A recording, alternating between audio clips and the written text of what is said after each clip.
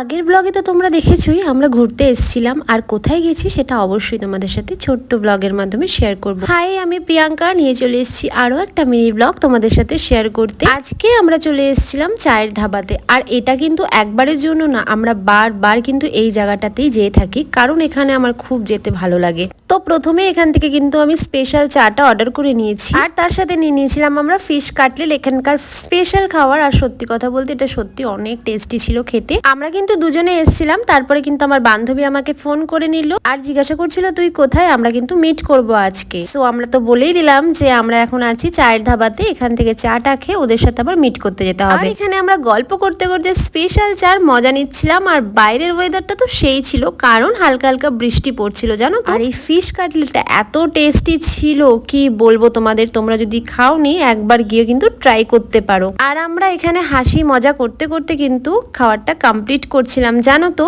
আর জানো ওই বন্ধুদের সাথে বেরালে কত মজা হয়, আড্ডা হয়। আর কিছু কিছু আমাদের স্পেশাল বন্ধু তো জীবনে সবারই থাকে, তাই না? যেমন ধরো স্কুল লাইফের বন্ধু, যেমন ধরো কলেজ লাইফের বন্ধু, আর কিছু কিছু বন্ধু থাকে যারা আমাদের হয় ক্রাইম পার্টনার। মানে আমাদের যত দোষ যত ভুল সব কিছু আর কেউ জানুক না জানুক, সেই বন্ধুটা কিন্তু ঠিক জানবে, আর সেখান থেকে যদি কোনো আমি বিপদেও পড়ি সেখান থেকে ঠিক বের করে নিয়ে আসবে। যাই হোক, এখানে দেখো আমরা খাওয়া দাওয়া করতে করতে একটা ছোট্ট মিনি এসেছিল, আর ওকেও কিন্তু আমরা একটুখানি খাওয়ার ট্রাই করে দিচ্ছিলাম। আর জানো তো এখানকার অ্যাম্বিয়েন্সটা তো দারুণ ছিল, এত সুন্দর গান বাজছিল, মানে এখান থেকে আসতেই মন করছিল না। তারপর এখানে সামনে ছিল একটা সুন্দর দোলনা, আর আমি তো ছোট হয়ে গেছিলাম জানো তো। ওই যে ছোটবেলায় যখন মা টিউশন পড়াতে নিয়ে যেত, আর যখন ফিরতাম তখন কিন্তু মার কাছে বায়না করতাম যে আমি পার্কে যাব আর দোলনা চড়বো, তারপরেই কিন্তু আমি বাড়ি যাবো। সেই রকম আজকে আমি ছোট হয়ে গেছি, আর আমার বন্ধুর কাছে আমি আবদার করেছি আমি দোলনা চড়বো, আমি তারপরে বাড়ি যাব, তুই দাঁড়াবি তারপর।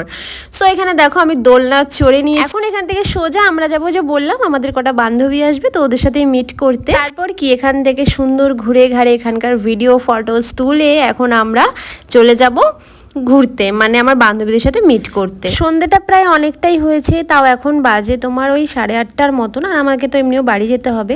তার আগে দেখো আমি স্কুটি চালিয়েছি আজকে, স্পেশালি এই ভিডিওটা তোমাদের সাথে শেয়ার করছি, কারণ যে পেছনে বসেছিল সে ভাবছিল যে আমি পড়ে যাব না তো, আমার কিছু লেগে যাবে না তো। তো চলো আজ আসি, দেখা হচ্ছে নেক্সট মিনি ভ্লগে, টাটা।